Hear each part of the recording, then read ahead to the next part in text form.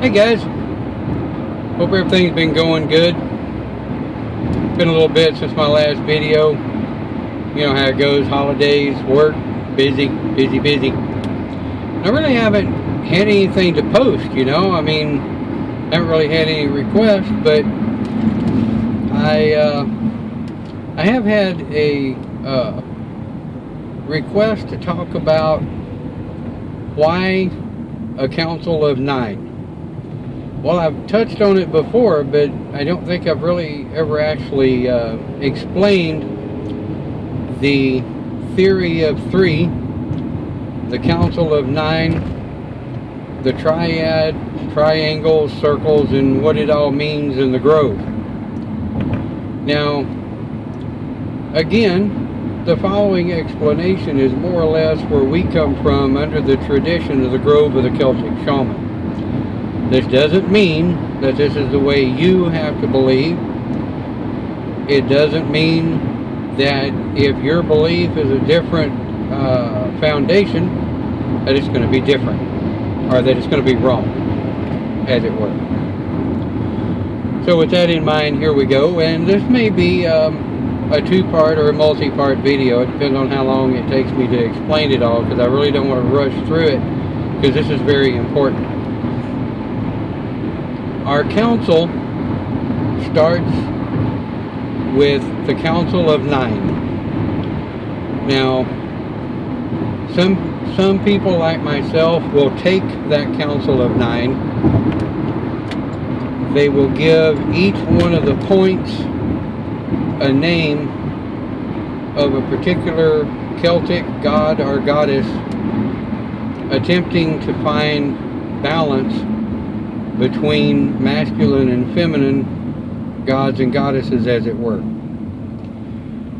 So with that in mind, here we go. The Council of 9 originates from the 5 elements and the 4 cardinal points. Now understand that most, or not most, but a lot of traditions consider each cardinal point to carry an element, such as north carries one element, south carries another element, and so on. In most shaman philosophies, that's not so, because each cardinal point stands on their own.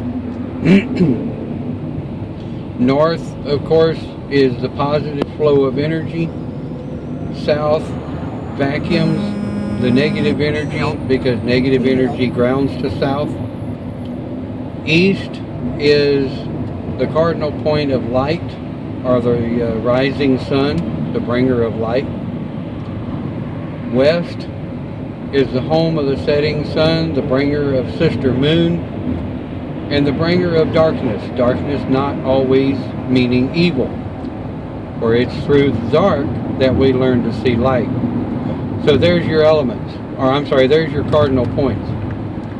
Moving to the elements, of course, we have spirit, air, fire, water, and earth. The reason we put earth last is because everything exists because of earth. If things were not set up just perfectly on earth, we wouldn't have all 5 of the elements. We know that earth was formed by fire. We know that water brought cooling, bathing, and cleansing to the earth. We know that air, wind, oxygen, what have you, started forming on earth as earth started to build her atmosphere.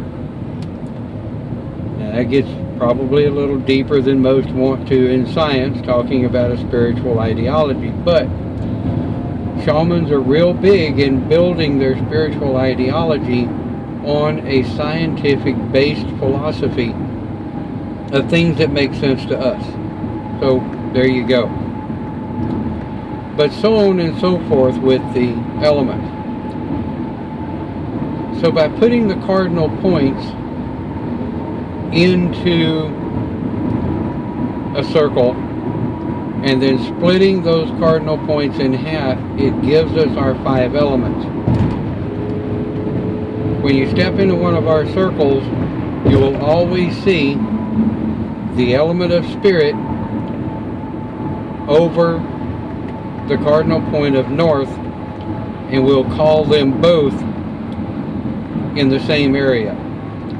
The reason for that is we want positive energy to bless spirit. So there you go. That's the basis of the Council of Nine.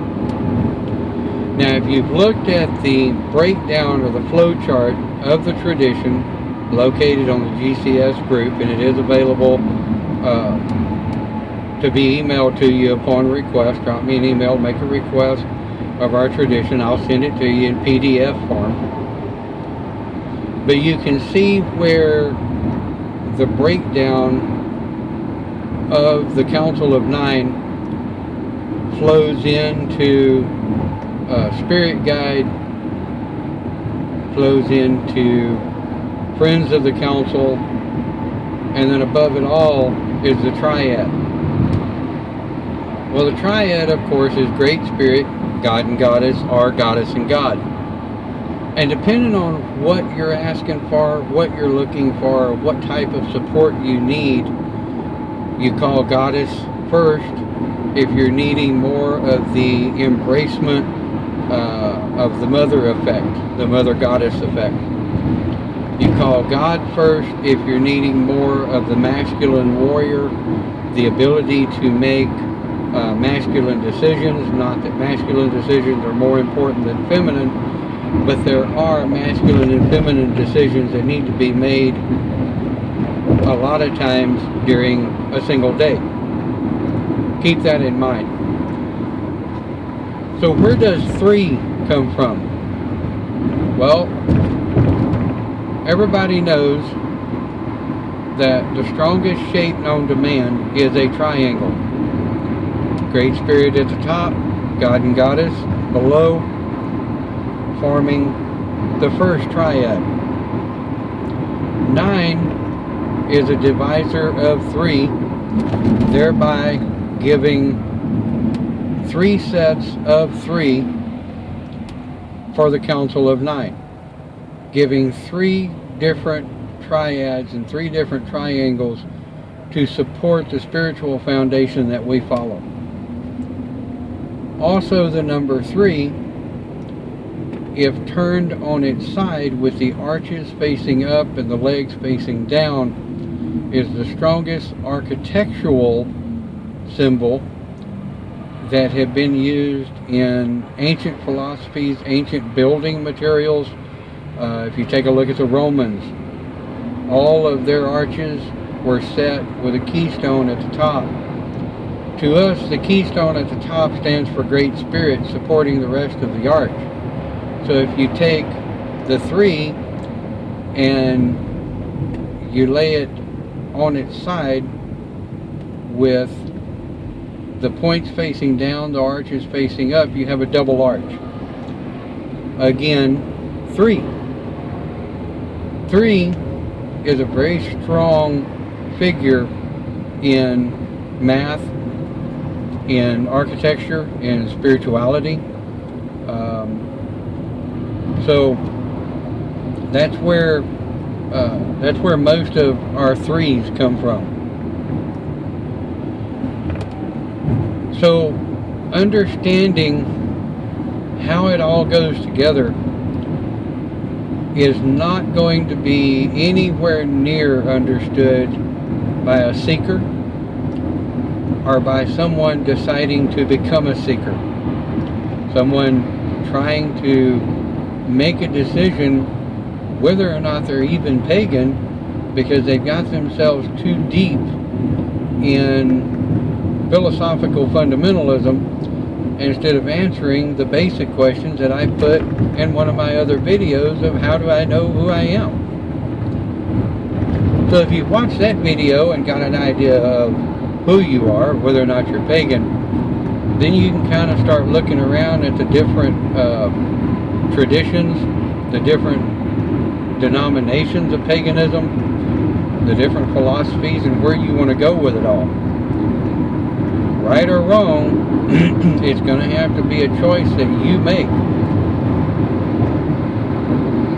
So if we go back to using the council, well, I can tell you for myself that when I go to Astral to sit and visit with the Council of Nine, I don't ever actually see faces. I see shapes, forms, the different voices of the different gods and goddesses that I have oathed to within my council. And those are held very near and dear to me.